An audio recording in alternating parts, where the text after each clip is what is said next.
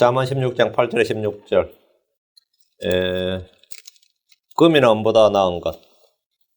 오늘은 금이나 은보다 나은 것. 이건 오늘 잠언하고 오전 설교가 연결됩니다. 오전에는 더 나은 것, 이거 하다가 제가 이거 준비하다가 좀 정리를 더 해야겠다 싶어서 오전 설교에 이걸 잡았어요. 잠언 16장 16절 같이 읽습니다. 지혜를 얻는 것이 금을 얻는 것보다 얼마나 더 나은가. 명철을 얻는 것이 오히려 은을 택하는 것보다 낫도다. 더 낫도다. 이제 금이나 은보다 나은 것. 본문 딱 답이 나오죠. 꽤 많이 씁니다. 꽤 많이 나오는데 금이나 은을 이제 비교 대상으로 뒀다는 것은 금이나 은이 좋은 것이란 말이죠. 나쁜 것이면 비교 대상이 되지 않죠. 금이나 은이 엄청 좋은 건데 금이나 은보다 그 좋은 것보다 더 좋은 것, 그러니까 더 나은 것이죠. 그죠? 예, 금이나 은은 우리가 무시하는 게 아닙니다. 금이나 은을 무시할 만하거나 경멸하거나 그럴 것이 아니죠. 금이나 은은 아주 좋은 겁니다. 좋은 건데 그거보다 더 좋은 것, 이 말이죠. 그게 뭐냐면 이제 지혜와 명철이다. 이런 말입니다. 지혜를 얻는 것, 명철을 얻는 것, 이 말입니다. 장 기도합시다. 위대하시고 거룩하신 주 하나님 감사합니다. 하나님께서 은혜 복을 주시고 또 주의 첫날 아침에 하나님의 말씀을 듣고 공부하는 모든 혼들에게 위로부터 주의 성령을 충만하게 허락하여 주시고 주의 복을 내려주시기를 원합니다. 사랑하는 아버지 하나님께서 이전 성령을 통해서 듣는 귀를 허락하여 주시고 깨닫는 마음을 주시기를 간구하고 주의 법에서 나온 놀라운 것들을 발견할 수 있도록 볼 수 있도록 저희 눈을 열어주시기를 원합니다. 지각의 눈을 밝혀주시옵소서. 주의 말씀이 저희 발의 등불이요 저희 길의 빛이라고 하셨사오니 사랑하는 아버지 하나님 저희 마음의 등잔불을 밝혀주시고 이 밝은 빛을 항상 마음에 품게 하시고 저희가 바로 이 등불로서 주의 등불로서 아버지 낮의 자녀들로서 그렇게 빛을 비추며 또 저희 속에서 저희 허리에 탁오른 등불이 되도록 하여 주시기를 간구합니다. 은혜 베풀어 주십시오. 감사드리며 주의 성교합니다. 아멘. 예.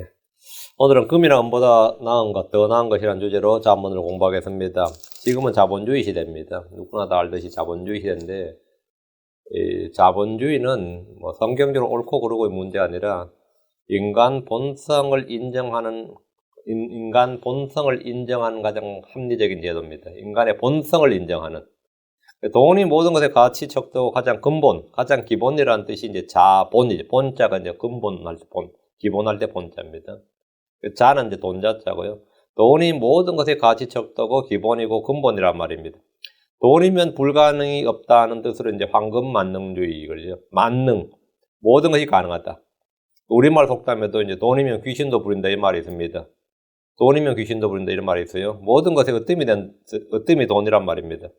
한국 사람들은 누구보다도 이 돈을 좋아하고 사랑하지만 돈을 멸시하는 듯한 태도를 자주 보입니다. 참 아이러니한 문제예요. 정말 돈을 사랑하고 돈을 좋아하는데 이 말이나 생각에 돈을 멸시하는 듯한 태도를 자주 보여요. 왜요?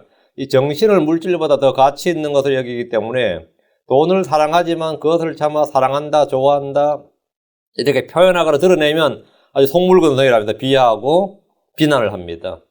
이 공맹으로 대표되는 유교주의 문화의 특징이 돈을 천시하는 겁니다. 그냥 하면 그는 유교가 성립이 안 됩니다. 이 돈을 중시해버리면 유교가 성립을 안 합니다. 유교가 성립을 안 해요.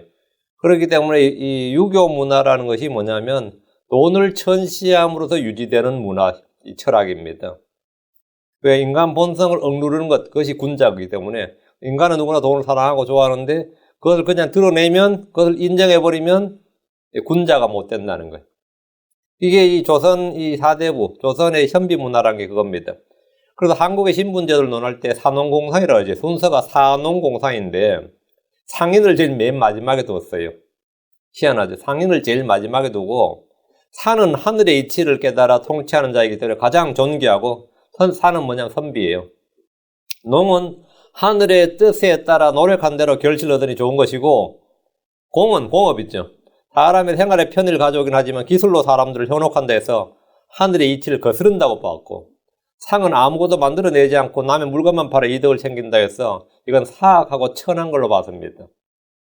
그러니까 이거는 이 서양과 비교가 안 되죠. 서양은 중상주의입니다. 상업을 중시한다. 근데 한국은 중농주의입니다. 농업을 중시한다. 그래서 농자지 천하지 대본, 농자가 농사 짓는 사람이 천하의 근본이다. 뭐 이렇게 하면서 농업 중농주의를 채택했죠. 근데 이렇게 몇백 년, 처음에는 몰라도 몇백 년을 지나보니까 어때죠? 몇백 년을 이런 문화에 젖어 산 한국인들은 돈을 사랑하는 본능을 숨기고 억제하면서 돈에 대해서 말하는 것을 이제 금기시하는 겁니다. 그래서 한국의 교육을 보면 초등학교에서부터 대학까지 다녀도 이 돈의 중요성, 돈의 가치, 돈의 흐름 등 어릴 때부터 마땅히 배워야 할 금융에 대한 기본 지식이나 상식조차 없이 어른이 되어버립니다. 금융에 대한 기본 지식이 전혀 없이 어른이 되어버린 거예요. 본능적으로 돈이 많은 사람을 보면 그냥 무조건 매도하고 미워하고 적으로 간주합니다. 그냥 그 사람이 뭐 어떻게 벌어가 상관없이 그 사람 부자다 그러면 그냥 막 미워하고 적으로 간주하는, 지금 현재도 이 한국 사람의 기본적인 근성이 그렇습니다. 누가 재벌이다 부자다 그러면 그냥 일단 까고 봐요. 그리고 자신은 금융이 어떻게 돌아가는지 전혀 모르는데 이런 사람을 이제 금융문맹자라고 합니다. 금융문맹자. 저도 여기 해당돼요. 금융문맹자에 좀 해당됩니다. 재무교육이 전혀 되어 있지 않은 사람들로서 과잉부채라든지 신용불량, 빈곤, 그리고 수입에 들어오고 나오고 이런 문제, 그리고 이 사회 문제나 정치 문제와 금융의 결합, 이런 것에 대해서 사실은 전혀 지식이 없습니다. 그게 속수무책이. 그러니까 신문이나 언론에서 말한 대로 믿게 되고, 그리고 그냥 거의 휩쓸리게 됩니다. 그러니까 증시를 하든 주식을 투자하든 채권을 투자하든 모든 것에 대해서 자신의 주관적인 판단이나 이것이 전혀 없이 일방적으로 막 시달리게 돼요. 그래서 미국의 지금은 아니고 이제 미국 연방준비은행, 미국의 이제 연방준비은행 있죠. 연방준비제도 의장이 있던 이제 그린스펀, 유명하죠. 그린스펀이라고. 그분이 한 말이, 글자를 모르는 문맹은 생활을 불편하게 하지만 금융에 대한 문맹은 생존을 불가능하게 한다. 그래서 유럽이나 미국은 이 초등학교 때부터 이제 이 금융을 가르치기 시작하는 거예요. 이 금융 문맹이 지금 많다는 말은 나라에 글자를 모르는 사람이 많다는 것보다 훨씬 더 위험하다는 거예요. 돈보다 중요한 것은 없다고 하면서 돈에 대해서 공부하지 않는 것은 가장 어리석은 일입니다. 우리는 크리스천들로서 돈을 사랑하지 말라, 돈을 신뢰하지 말라고 가르칩니다. 그건 성경적 가르침이에요. 그러나 성경은 돈을 벌지 말라고 가르치지 않습니다. 성경은 어디에도 돈을 벌지 말라고 가르치지 않습니다. 전도서 10장 19절에 잔친 웃음을 위해 베풀며 포도즙은 즐겁게 하되 돈은 모든 것에 쓸모가 있느니라. 돈은 모든 것에 쓸모가 있느니라. 이것만한 명언이 없습니다. 이것만한 위대한 이 진리가 없어요. 이 세상에서. 인간의 존엄이나 삶의 질이나 복지나 저녁이 있는 삶이나 뭐 사람이 먼저라고 외치려면 거기에 가장 필요한 게 뭡니까? 돈입니다. 그거 하려면 돈이 필요해요. 한국에서 뭐 저녁이 있는 삶, 뭐 복지, 뭐 노동을 줄인다. 노동 줄이려면 뭐가 필요하죠? 돈이 필요합니다. 사람에게 뭐를 좋게 해주겠다. 그러려면 가장 먼저 필요한 게 뭐냐면 돈이에요. 그러니까 그런 사람들이 정권을 잡으면 그냥 돈을 쓰게 되는 거예요. 막 쏟아부어야 됩니다. 돈을 쏟아부어야 돼요. 한 푼도 못 벌지만 쏟아붓지 않고는 절대로 나올 수 없습니다. 인간의 꿈이나 이상을 실현하려면 뭐가 필요한데? 돈이 필요합니다. 사람들에게 쾌적한 환경에 살게 해주고 싶다. 뭐가 필요하죠? 자연보호, 그 자연을 파괴하는 가장 큰 원흉은 가난이라 그래요. 자연을 파괴하는 가장 큰 원흉은 가난이라 그래요. 이걸 인도의 간디가 한 말입니다. 쾌적한 환경에 살고 싶다면 뭐가 필요한? 돈이 필요합니다. 편리한 삶을 구현하려면 거기는 말이 필요한 것이 아니라 돈이 필요합니다. 돈은 모든 것에 쓸모가 있습니다. 공부를 하려면, 제대로 된 공부하려면 뭐 필요하냐? 돈이 필요합니다. 운동을 하는데도 그냥 노는 운동은 괜찮은데 제대로 하려면 돈이 필요합니다. 베드로와 요한은 금과 은이 없어도 주 예수님의 이름으로 안전병이고 구걸하던 거지를 일으켰습니다. 놀라운 사건이죠. 금과 은은 없어도 내게 있는 것으로 내가 내게 주노니 주 예수 그리스도의 이름으로 일어나 걸어라 하면서, 여기서 우리 우스갯소리 하는 말이 있어요. 그 사람이 벌떡 일어났죠. 그래서 성전에서 찬양하고, 그는 평생을 앉아서 구걸하며 살던 사람이었어요. 평생을 다른 직업도 없고 기술도 없고 지식도 없고 아무것도 없는 오직 구걸하며 살던 사람인데, 베드로와 요한이 그냥 일으켜버린 거죠. 그날부터 실직자가 되어버린 거예요. 그날부터 난 졸지 실직자가 되어버린 거야. 이제 직업을 가고 돈을 벌어야 되는데 이제 장애수당도 못 받는 거예요. 졸지기를 놔버린 거니까. 장애수당, 나오던 장애수당 안 나오지. 복지연금 끊겨버렸지. 모든 혜택 다 사라졌지. 직장 관리가 없어요. 예, 기술이 하나도 없는 거예요. 배운 것도 왜 어릴 때부터 거지 생활을 했단 말이죠. 솔직히 그 거지에게 필요했던 것은 일어나 걷는 것이 아니라 돈이었다 이거예요. 돈이었다 이거예요. 근데 이제 여러분 걱정하지 마십시오. 주님은 구하는 자에게 모든 좋은 걸 아끼지 않습니다. 로마서 8장 12절에 자신의 아들을 아끼지 않으시고 우리 모두를 위해 그분을 내주신 분께서 어찌 그 아들과 함께 또한 모든 것을 우리에게 값없이 주지 아니하시겠느냐. 야, 모든 것을 우리에게 값없이. 야, 모든 것이란 말에는 뭐냐? 우리 직장이나 생활에 필요한 모든 것 다 포함되는 겁니다. 주 하나님 우리의 모든 필요를 공급하십니다. 필요한 건 당연히 먹을 것과 입을 것이 다 필요한 겁니다. 주 하나님은 금이나 은보다 더 좋은 것을 우리에게 주십니다. 그것이 뭡니까? 금이나 은보다 더 좋은 걸 우리에게 주신다 해요. 누가복음 11장 13절. 그러니 너희가 악할지라도 너희 자녀들에게 좋은 선물들을 줄 알거든. 하물며 하늘에 계신 너희 아버지께서 자기에게 구하는 자들에게 성령을 얼마나 더 많이 주시겠느냐. 성령은 더 좋은 것이죠. 하나님 이스라엘에게 재물 얻을 능력을 주셨습니다. 신명기 8장 18절에 오직 너는 주 내 하나님을 기억하라. 내게 재물 얻을 능력을 주시는 분이고 그분이시니 이것은 그분께서 내 조상들에게 맹세하신 자신 언약을 이날같이 굳게 세우려 하십니다. 주님께서 왜 이스라엘에게 재물 얻을 능력을 주셨다는 거예요? 이스라엘에게 재물 얻을 능력을 주셨다고요. 왜? 내 조상들에게 맹세하신 자신의 언약을 굳게 세우기 위해서. 하나님의 언약을 굳게 세우는데 뭐가 필요한 거죠? 재물 얻을 능력이에요. 성전에 성전세 바치고 11조 바치고 주님께서 하라고 하는 이 모든 일에도 뭐가 필요한 거예요? 예, 돈이 필요한 거예요. 덕분에 유대인들은 목축과 농경을 바탕으로 한 민족이었지만 그들은 전 세계 경제와 무역과 금융에서 독보적인 지위를 차지하고 있습니다. 그 이유가 뭐냐? 주님께서 내게 재물 얻을 능력을 주었다는 거예요. 그래서 이들은 어디에 살아도 지금 자기 땅 아니라 유럽에 살고 아프리카에 살고 아시아에 살든 미국에 살든 남미에 살든 어디에 살아도 그러면 돈을 잘 벌더라고요. 희한하게도. 그 재물 얻는 능력은 그럼 유대인들에게만 주신 것이냐? 그럼 에이시아는 안 주셨냐? 이게. 그건 아닌 것 같습니다. 전도서 5장 19절에 또한 하나님께서 각 사람에게 부와 재물을 주시고 또 그에게 그것을 먹고 그의 몫을 취하며 그의 수고한 것을 기뻐할 능력을 주셨나니 이것은 하나님의 선물이로다. 이거 뭐죠? 각 사람에게 부와 재물 주시고 능력을 주셨다요. 우리는 크리스천으로서 돈의 중요성을, 금과 은의 중요성을 결코 무시하거나 간과하지 않습니다. 우리는 먹고 입을 것이 있으면 만족하는 걸 배우지만 그렇다고 해서 우리가 돈을 천시하거나 멸시하거나 경멸하거나 도외시하거나 이건 말도 안 되는 소리입니다. 돈은 매우 소중하고 귀중한 겁니다. 매우 소중하고 귀중해야 그보다 더 귀한 것이 가치가 있지. 소중하지도 않는 것보다 귀하다 그러면 그건 의미가 없는 말입니다. 근데 돈은 매우 소중하고 귀중한 것이다. 매우 가치 있는 것이다. 누구나 다 그러게 하는 거죠. 이거 그래 안 하는 사람이란 뭐 정신없는 사람이에요. 덜 굶어서 그래요. 그런데 이보다 더 귀하고 소중한 것들이 있다는 겁니다. 생명은 많은 소유보다 더 귀합니다. 생명은 소유보다 귀하다. 주의 말씀은 금보다 많은 정금보다 더 사모해야 할 것입니다. 시편 19편 10절에 그것들은 금보다 참으로 많은 정금보다 더 사모해야 할 것들이며 또 꿀과 벌집보다 더 달도다. 더라는 말이죠. 더.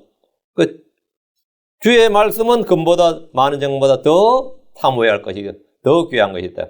주의 명령은 금보다 더 사랑이 됩니다. 시편 119편 121절 그러므로 내가 주의 명령들을 금보다 더 사랑하며 참으로 정금보다 더 사랑하나이다. 지혜의 재화는 은을 거래한 것보다 은을 거래한 것이나 은의 재화보다 더 낫습니다. 주의 훈계는 은보다 낫고 지식은 최상의 금보다 낫습니다. 잠언 8장 10절에 은을 받지 말고 나의 훈계를 받으며 최상의 금보다 지식을 받으라. 잠언 8장 19절에는 의의 열매, 성리의 열매는 금보다 낫습니다. 내 열매는 금보다 나으니 참으로 정금보다 나으면 내 소득은 최상의 은보다 낫도다. 금보다 낫도다, 은보다 낫도다. 그보다 더 나은 무언가가 있다요. 성도에게는 그보다 더 나은 무엇이 있다요. 좋은 이름은 많은 재물보다 낫습니다. 사랑 많은 호의는 금보다 낫습니다. 잠언 22장 1절 많은 재물보다 오히려 좋은 이름을 택할 것이요 은과 금보다 사랑 많은 호의를 택할 것이니라. 자본주의 시대에 살고 있는 우리는 금보다 더 나은 것들이 많습니다. 잠시 후 주의 첫날 설교에 이 주제를 다루도록 하겠습니다. 하나님 우리에게 더 좋은 것, 가장 좋은 것을 아낌없이 주시는 분입니다. 우리는 더 나은 것을 선택해야 됩니다. 자, 본문을 봅니다. 16장 8절 예, 더 나은 것에 대해서는 이제 좀 이따 하고요. 한 시간 뒤에 하고. 8절. 적게 가지고도 의가 있는 것이 많은 소득을 가지고도 올바름이 없는 것보다 나으니라. 지금 더 나은 것, 더 나은 것. 적게 가지고도 의가 있는 것이, 의가 있는 소득이, 의가 있는 적은 소득이 의가 없는 많은 소득, 불의의 많은 소득보다 낫다. 의는 모든 것에 뿌리고 기초입니다. 복음에는 하나님의 의가 계시되어 있습니다. 사랑의 의가 없으면 그 사랑은 뭐죠? 불륜이죠. 불법입니다.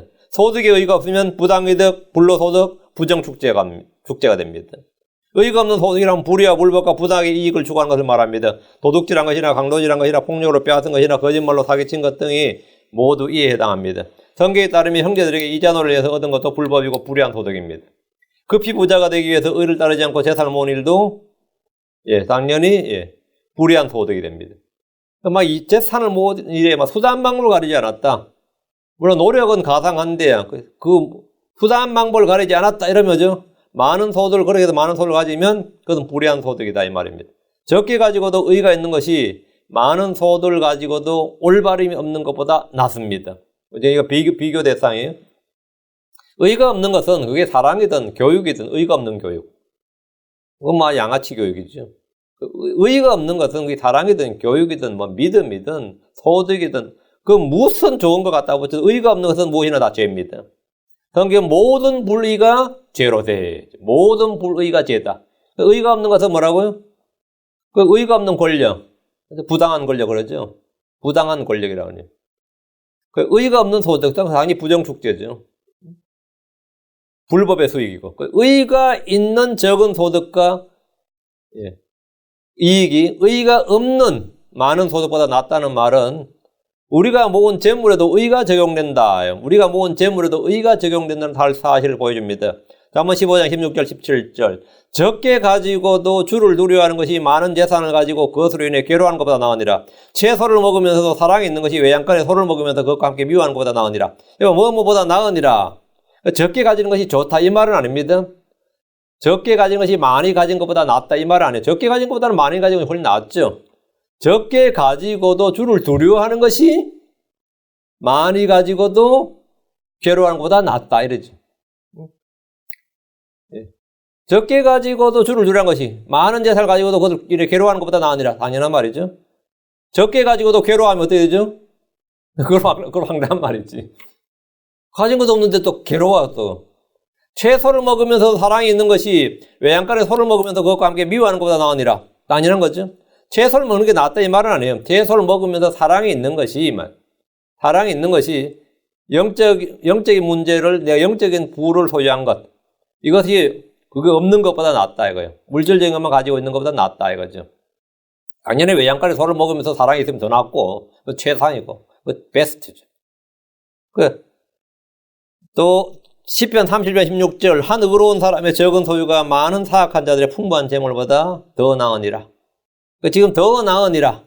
그래서 지금 이 가난의 찬미가 아닙니다. 가난의 찬미가 아니에요. 가난하지만 소유가 적지만 의를 가지고 있고 주를 두려워함이 있고 사랑이 있고 이런 것들을 갖출 때 그것이 없는 부자보다 낫다 이 말이죠. 그런데 내가 가난하고 가진 것도 없고 채소를 먹으면서 미워하고 교만하고 또 고집세고 남들 원망하고 세상 불평하고 최악이죠. 최악이죠. 그러니까 돈이나 재물을 우리가 가진 소유에 대한 가치를 우리가 인정하지만 그보다 더 중요한 것, 더 가치 있는 것은 주를 두려워하는 것이고 사랑이다 이거예요. 주를 두려워하는 것, 사랑이다. 주를 두려워하고 사랑하는 것은 많은 재물보다 더 낫습니다. 우리는 더 나은 것을 택하고 더 나은 것을 추구해야 됩니다. 9절입니다. 사람의 마음이 그의 길을 계획할지라도 주께서 그의 걸음을 인도하시느니라. 사람의 마음이 그의 길을 계획할지라도. 사람은 생각과 상상과 뜻과 계획을 가지고 있지만 그것을 행할 힘이 있는 것은 아닙니다. 사람이 생각한 대로 뜻대로 계획대로 다 할 수 있고 다 살 수 있다면 그는 신이지 사람이 아닙니다. 마음에 생각한 것과 계획한 것을 말로 할 수 있지만 그것을 할 수 있는 능력이나 지혜를 소유한 것은 아닙니다. 어떤 것은 완벽하게 계획을 세웠다고 생각해도 일을 해보면 계획대로 뜻대로 되지 않는 경우가 대부분입니다. 그래서 우리말에 운칠기삼이란 말이 있습니다. 일에는 기술이란 노력보다 운이 70%다 이 말이에요. 운이 70%다. 그 운이 따라주지 않으면 아무리 계획해도 되지 않는다 이 말이죠. 세상 사람들 운이라 그러고 크리스천들은 그걸 뭐라 그러죠? 주의 뜻이 없으면, 주께서 인도하지 않으면, 주께서 허락하지 않으시면 안 된다 이 말이에요. 진인사 대천매란 말도 있죠. 이거는 삼국제 나오는, 삼국제는 이게 원문은 수인사 대천명입니다. 근데 이제 어떻게 되냐면, 이 작전을 펼쳤는데, 이제 코너로 몰아가지고 불을 붙여버린 거예요. 전쟁을 하는데. 그걸 화공이라고 그러죠. 그래, 완벽히 적을 괴멸할 수 있는 기회가 와가지고 이제 완벽히 승리하려고 그러는데 소나기가 내려버린 거예요. 이게 황당한 거죠. 그 나는 작전 계획을 완벽히 세워서 완벽히 그거를 계략해서 계곡으로 몰아붙여서 불화살을 날리고 불을 붙여서 완전히 전쟁에서 이길 수 있었는데, 갑자기 하늘에서 비가, 그것도 갑자기 소나기가 내려버리니까 이 계획이 완전히 수포로 돌아가 버린 거예요. 그래서 계획은 우리가 다 하지만 뭐라고? 그 일을 이루는 건 뭐라고요? 그건 하늘에 있는 것이다, 이거예요. 하늘에 있는 것이다. 뭐 이런 거는 이 전쟁사에 보면 한두 가지 일이 아닙니다. 내일 이 아침에 새벽에 기습 공격을 하려고 이제 전차를 다 해놨는데, 밤새 비가 내려버린 거예요. 밤새.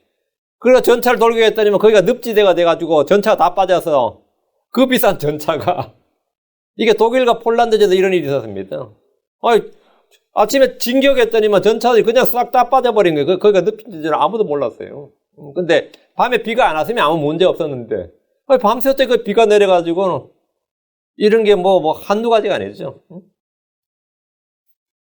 사람이 할 수 있는 일을 다 한 후에는 뭐라고요? 성공과 실패에 대해서는 하늘의 뜻을 받아들여야 된다는 거예요. 나도 할 만큼 다 했는데 안 되더라. 할 만큼 다 했는데. 근데 별로 그렇게 애쓰지 않았는데 어떻게 또 나한테 턱 되어버린 거예요. 이런 거는 인생 살아본 사람 다 압니다. 사람의 계획이 있어도 하늘이 허락하지 않으면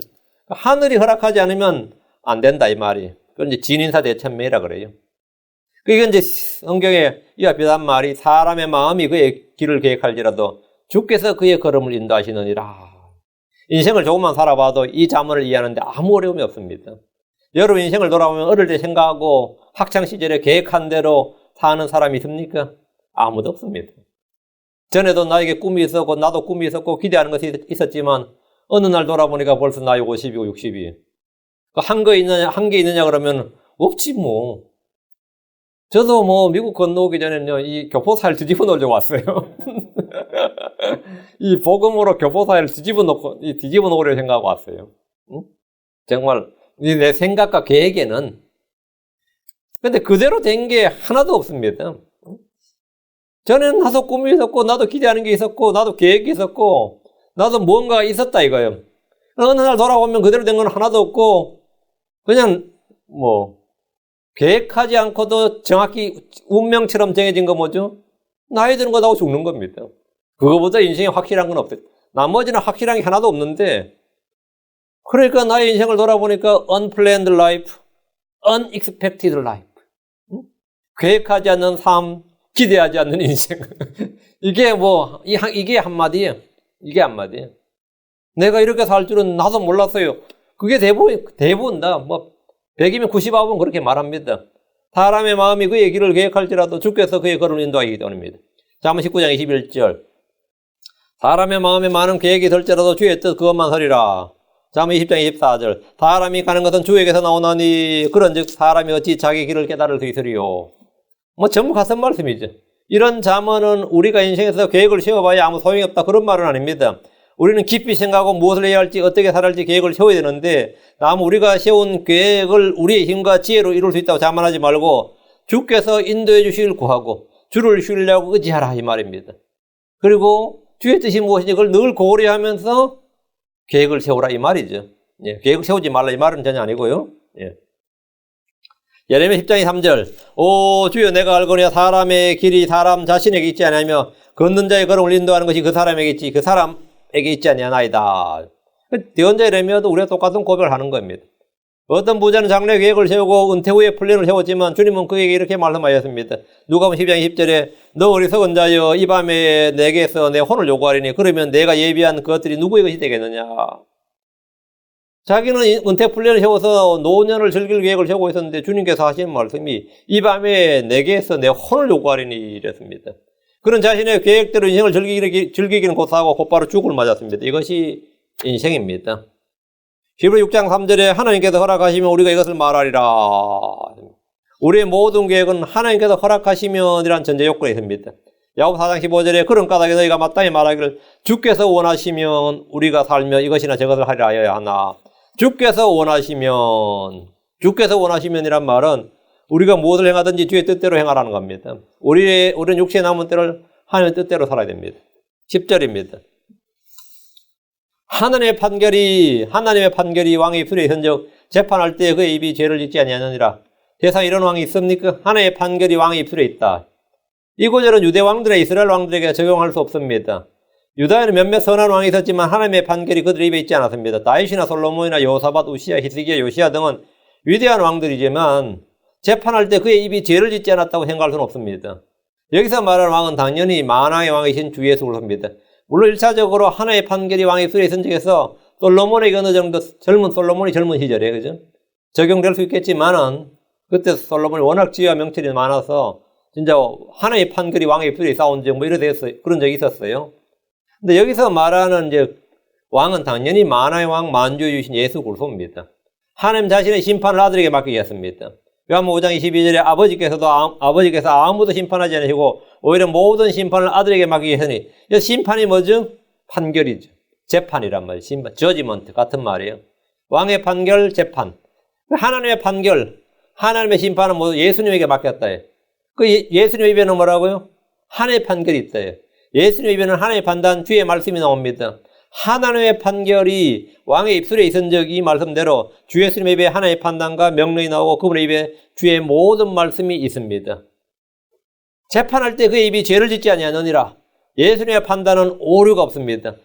예수님 어떤 사람을 재판하고 그건 안 했는데 가장 명판결 비단 게 뭐죠? 그 요한복음 8장 이야기예요.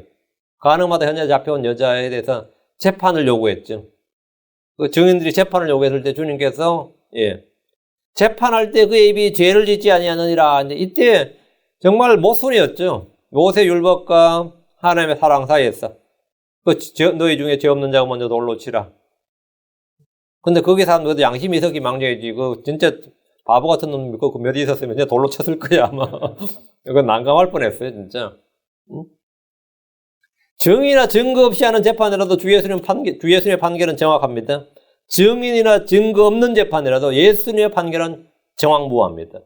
그분의 입에는 거짓이나 오류나 왜곡이 전혀 없습니다. 그분의 입에는 교활함이나 간사함이 없습니다. 그분은 사람을 외모로 취하심이 없습니다. 그분의 재판을 굳게 하는 어떤 것도 없습니다. 11절 공정한 추와 저울은 주의 것이요 주머니 속의 모든 추도 그분께서 지으신 것이니라. 공정한 추와 저울은 주의 것이요 이 말씀은 주의 법이 공평이요 정의란 말입니다. 하나님은 사람을 판단할 때, 사람을 재판할 때, 사람을 잴 때 공정한 추와 저울로 거짓은 거시압이 마귀로부터 나옵니다. 그럼 거짓된 저울은 마귀의 것입니다. 거짓된 저울은 주께 가지한 것입니다. 잠언 11장 1절에 거짓된 저울은 주께 가지한 것이나 공정한 추는 그분께서 기뻐하시는 것이니라. 잠언 20장 23절에 서로 다른 추는 주께 가지한 것이요 거짓된 저울은 좋지 못한 것이니라. 공정한 추와 저울이 주의 것이란 말씀은 우리가 무엇인가를 재거나 판단할 때 공정한 저울과 추를 사용해야 한다는 말입니다. 주님은 언제나 동일한 추, 동일한 잣대, 동일한 저울을 사용하십니다. 언제나 변함이 없는 절대 기준이 있습니다. 그것이 바로 주의 말씀입니다. 주의 말씀은 판단의 법도입니다. 사람의 생각이나 판단은 상황에 따라 달라지고 시간에 따라 달라집니다. 어떤 것에 선악간에 판단할 때 되죠? 우리 자신의 상황에 따라 달라져요. 시간에 따라 그 판단이 달라진다고. 주의 말씀은 변함이 없습니다. 주의 말씀은 변함이 없습니다. 주머니 속의 모든 추도 그분께서 지으신 것이니라. 추는 저울로 뭔가를 달거나 재을 때 사용하는 것으로 무게를 달 때 추를 눈금에 맞게 이 균형을 잡습니다.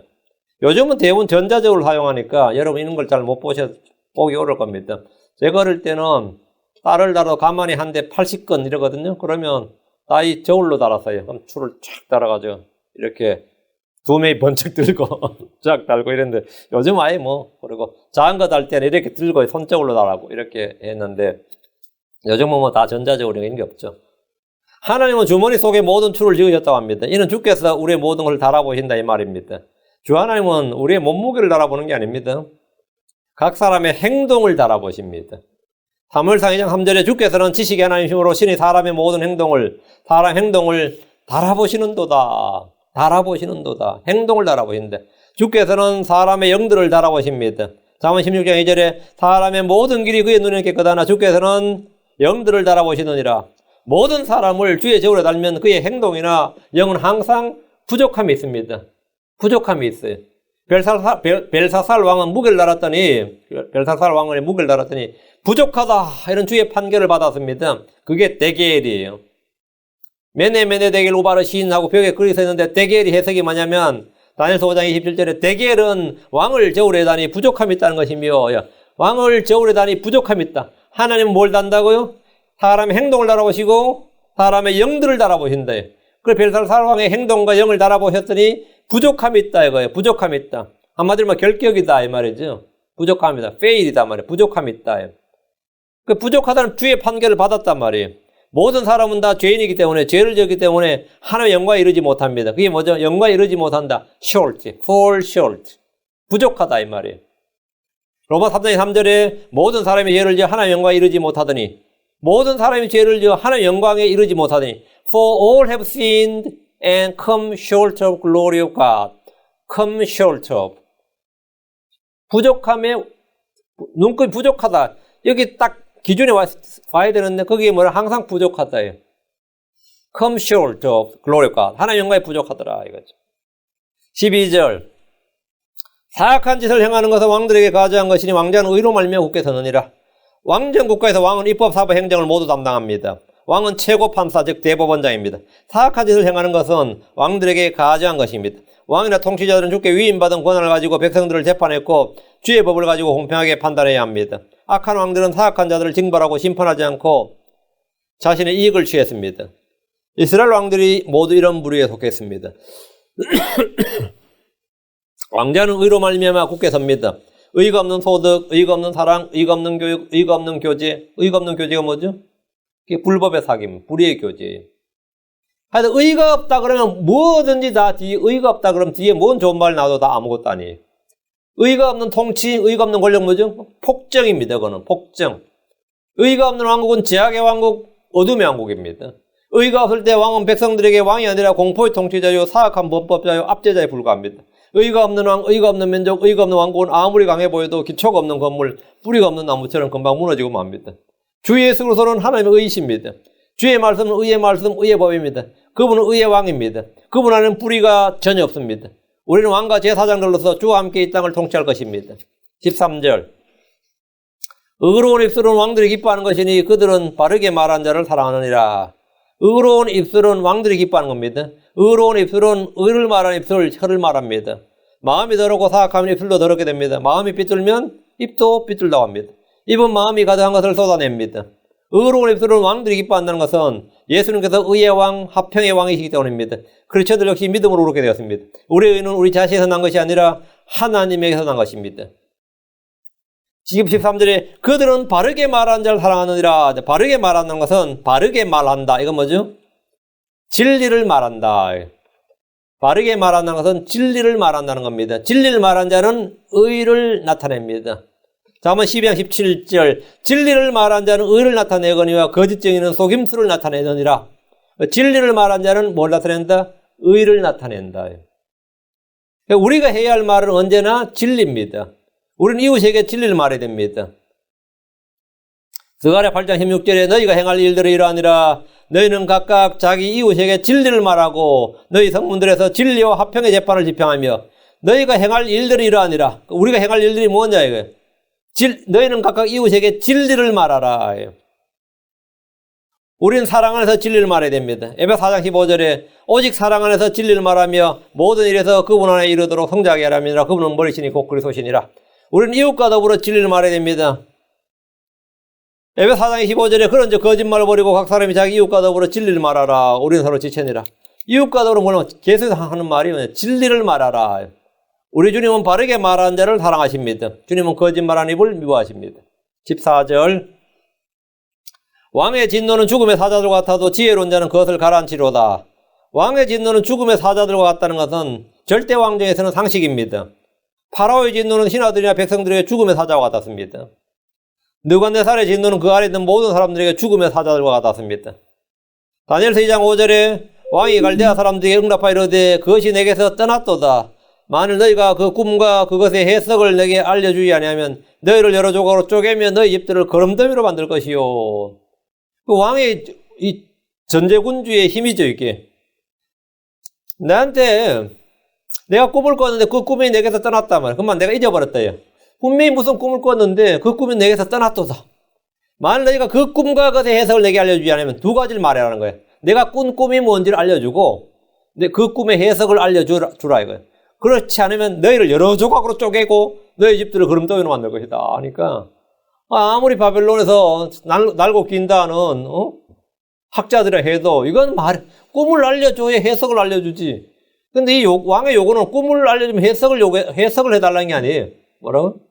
꿈도 알려주고 해석도 알려줘. 네가 꿈을 맞추면 그 해석도 맞다고 내가 인정해 준다. 꿈도 못 알아내면서 해석을 맞춘다는 거는 내가 어떻게 아냐? 네 마음대로 해석한 건지. 이런 논리예요. 그럼 완전히 난리가 난 거죠. 왕의 이 말을 들은 갈대아 사람들은 완전 혼비백산했습니다. 왜? 너희들을 여러 조각으로 쪼개고 너희 집들을 거름더미로 만든다는데 이 말이 뭐죠? 그냥 흔히 아니다. 농담이 아니란 말이죠. 이건 실제로 일어날 일이에요. 이게 왕의 힘이란 말이죠. 그러니까 느부갓네살 왕은 자신이 꾼 꿈을 알려주고 해석하라고 했는데 지혜자들은 꿈을 알려주면 해석을 알려드리겠다고 했습니다. 그 왕은 꿈을 알면 해석도 할 수 있는 것으로 간주했습니다. 꿈을 알아내지 못하면 그 해석도 너희는 알지 못하는 것으로 내가 간주한다는 거예요. 지혜자들은 왕의 요구가 부당하다고 주장했는데 느부갓네살 왕이 진노를 했어요.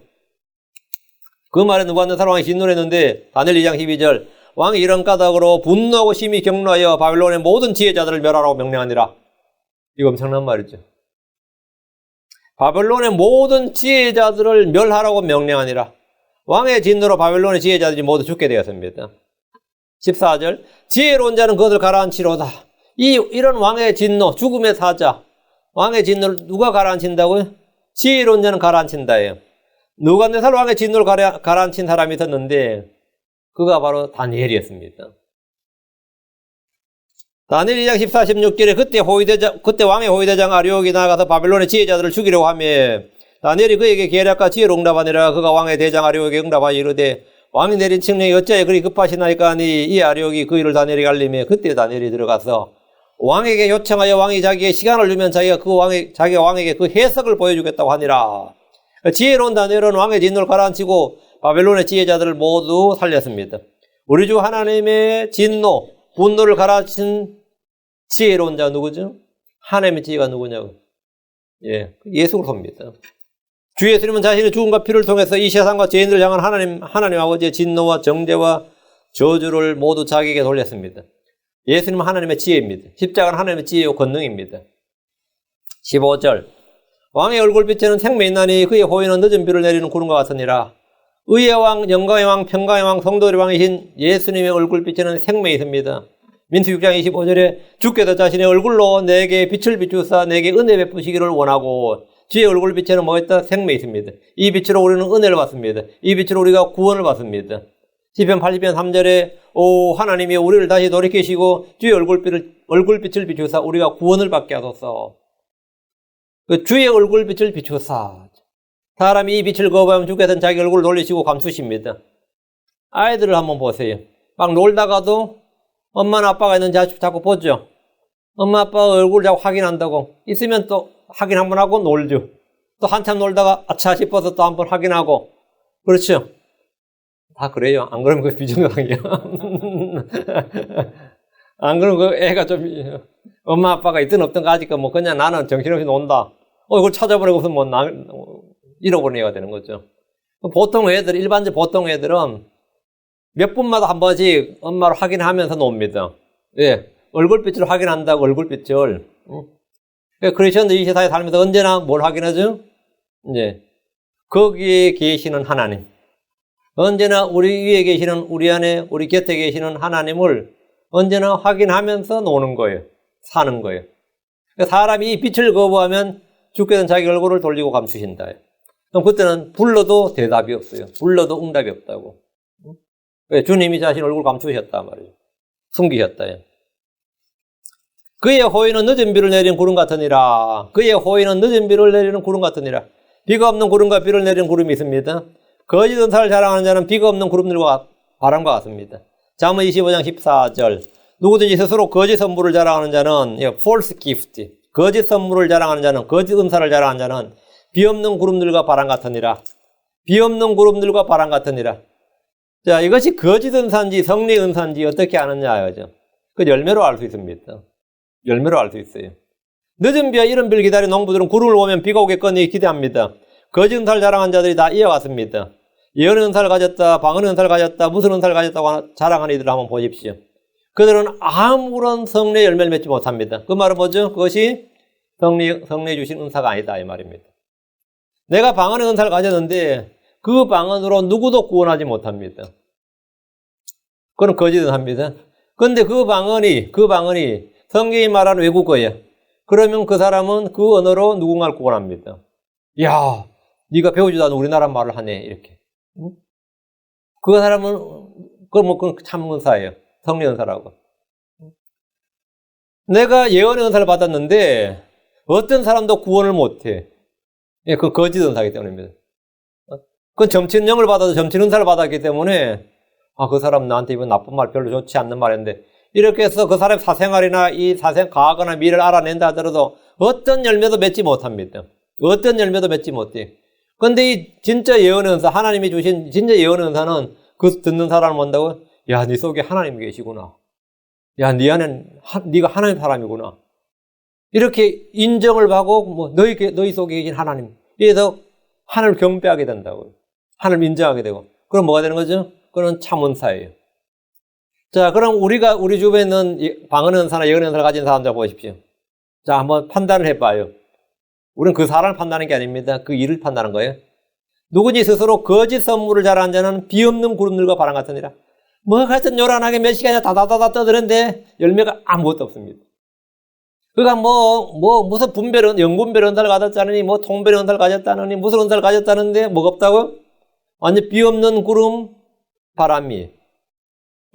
비 없는 구름들과 바람 같으니라. 비 없는 구름. 비가 내리지 못하는 구름처럼 뭔가 있어는 보이는데, 뭔가 있어 보이기만 할 뿐이지, 아무것도 내리지를 못하는 거예요. 성령의 선물을 가진 사람은 비를 내리고 열매를 냅니다. 비를 내리고 열매를 냅니다. 답 16절입니다. 지혜를 얻는 것이 금을 얻는 것보다 얼마나 더 나은가? 명철을 얻는 것이 오히려 은을 택하는 것보다 더 낫도다. 지혜를 얻는 것이 금을 얻는 것보다 낫습니다. 여기서 말하는 지혜는 세상 지혜나 육신의 지혜나 땅에 속한 지혜나 마귀적인 지혜가 아니고 위로부터 난 순수한 지혜, 하나님의 지혜를 말합니다. 사람들이 자랑한 지혜는 이런 겁니다. 야고보 3장 14, 16절에 그러나 너희 마음속에 독한 시기와 다툼이 있으면 자랑하지 말며 진리를 거슬러 거짓말하지 말라. 이러한 지혜는 위로부터 내려온 것이 아니요 땅에 속한 것으로 관능적이면 마귀에 속한 것이니 시기와 다툼이 있는 곳에는 거기에 혼란과 모든 악한 일이 있느니라. 위로부터 난 지혜는 이와 다릅니다. 야고보 3장 17절 18절 그러나 위로부터 난 지혜는 첫째 순수하고 다음으로 화평하며 부드럽고 감청을 잘 들으며 긍휼과 선한 열매로 가득하고 차별이 없고 윗선이 없나니 의의 열매는 화평케 하는 자들의 화평 속에서 뿌려졌느니라. 이게 위에서 난 지혜와 땅에 속한 지혜 차이죠. 예수님은 하나님의 지혜이십니다. 복음은 하나님의 지혜입니다. 십자가는 세상이 알지 못하는 하나님의 지혜입니다. 지혜를 얻는 것이 뭐보다 낫다? 금을 얻는 것보다 낫습니다. 둘 중에 하나 얻어야 된다면 당연히 지혜를 선택하라 이 말이에요. 사람들은 금을 얻기 위해서 모든 시간과 열정을 쏟아붓습니다. 부지런히 일합니다. 그러나 그보다 더 나은 것이 지혜입니다. 그럼 거기에 뭘 넣으라고요? 더 시간과 열정을 쏟아부으라고요. 욥기 28장 18절에 산호나 진주로 말할 필요도 없나니 지혜는 루비보다 더 값지도다. 지혜는 루비보다 더 값지도다. 지혜가 뭡니까? 주를 두려워하는 겁니다. 욥기 28장 28절 또 사람에게 이르시기를 보라 주를 두려워하는 것이고 지혜요 악에서 떠난 것이 명철이니라. 야, 지혜의 정의가 나왔죠? 주를 두려워하는 것이 곧 지혜요. 지혜란 하나님의 법, 하나님의 명령대로 걷는 겁니다. 주님 이스라엘에게 신명기 4장 6절에 그러므로 그것들을 지키고 행하라. 이것들이 민족들의 눈앞에서 너희의 지혜요 너희의 명철이니라. 그것들을 지키고 행하라. 이것이 너희의 지혜요 너희의 명철이니라. 주의 법을 듣고 믿고 행하고 지키는 것이 뭐라고요? 지혜고 명철이다. 이거예요. 우리가 주의 말씀을 듣고 행하면 그는 지혜로운 건축자입니다. 말씀을 듣고도 행하지 않으면 그는 어리석은 자입니다. 다시 명철을 얻는 것이 오히려 은을 택하는 것보다 낫도다. 명철이 뭡니까? 명철이 뭐예요? 언더스탠딩. 명철이 뭐죠? 악을 떠나는 것이 명철이니라 했죠. 명철이 뭐다고요? 명철이 지금 은을 택하는 것보다 낫다고요. 그 악을 떠나는 것이 은을 택하는 것보다 나아요. 은을 택하기 위해서 악을 취하죠. 악을 행한다고. 차라리 은을 버리고 악을 떠나는 것이 낫다 이 말이에요. 은을 버리고 악을 떠나는 것이 그게 뭐라 명철을 택하는 거예요. 부자가 되기 위해서 재물을 벌기 위해서 악을 행하는 것보다는 차라리 그걸 버리는 그것이 뭐라고요? 악을 떠나는 것이 명철이다. 명철을 얻는 것이 은을 택하는 것보다 낫다. 대부분 다 반대로 택하죠. 은을 택하죠. 명철을 버리고 은을 택한다고. 우리는 악을 떠나는 것이 명철이니라. 주 예수님께서 나는 명철이니라 했습니다. 다음 8장 14절에 계략과 건전한 지혜가 내 것이니 나는 명철이니라. 내게 능력이 있으므로 주께서 나는 길이요 진리요 생명이니라 하신 것 같이 나는 명철이니라 했습니다. 다음 거룩한 것들을 아는 것이 명철입니다. 거룩한 것들을 아는 것이 명철이다. 성경에서 말하는 명철이 뭐냐? 악을 떠나는 것이 명철이고 주 하나님이 주 예수님이 명철이고 거룩한 것들을 아는 것이 명철이다. 거룩한 것들을 아는 것이 명철이다. 그럼 이 명철이 어디서 옵니까? 어디서 와요? 욥은 이런 질문을 했습니다. 욥기 28장 12절 20절에 그러나 지혜는 어디서 찾을 것인가? 명철이 있는 곳은 어디인가? 명철이 어디 있죠? 블랙홀에 있지는 않을 거 아니에요. 명철이 어디 있느냐고요. 바다 깊은 곳에 있거나 계곡 깊은 곳에 있거나 땅속에 있는 게 아닙니다. 욥기 28장 20절 이러하거늘 지혜는 어디서 오는가? 명철이 있는 곳은 어디인가? 대체 명철이 어디 있는가? 어디서 오는가? 여러분은 욥의 이 질문에 답이 있습니까? 우리 주님께서 욥에게 이 질문을 했습니다. 욥기 38장 36절에 누가 속중심부에 지혜를 넣어주었느냐? 혹은 누가 마음에 명철을 주었느냐? 어디서 오는가? 이렇게 물을 때 주님은 누가 줬느냐고 물은 거예요. 누가 줬어요? 하나님 주는 거예요. 그럼 명철은 어디서 오는 거예요? 하나님으로부터 오는 겁니다. 어디 땅에 있는 게 아닙니다. 어디 하늘에 있는 게 아니라 하나님께 있습니다. 하나님으로부터 오는 겁니다. 여러분은 주께서 물으시면 대답할 수 있습니까? 그분의 입에서 명철이 나옵니다. 잠언 2장 6절 이는 주께서 지혜를 주시며 그분의 입에서 지식과 명철이 나오기 때문이라. 그분의 입에서 지혜와 지식과 명철이 나온다. 이것이 답입니다. 이게 욥의 질문의 답이에요. 주의 입에서 지식과 명철이 나온다고 했습니다. 주의 영은 주의 입에서 나온 숨입니다. 주의 말씀은 주의 입에서 나온 말입니다. 주의 영, 주의 숨으로 우리에게 주어진 것이 있습니다. 모든 성경 기록입니다. 모든 성경 기록은 하나님의 영감으로 주신 겁니다. 하나님의 영감으로 주었다는 말은 뭐죠? 하나님의 영감으로 주었다는 것은 하나님의 숨이 불어넣어진 것 이 말입니다. 전능자 영감이 명철을 준다 그랬죠. 욥기 32장 8절에 그런 사람 안에 영이 있고 전능자 영감이 그들에게 명철을 주나니.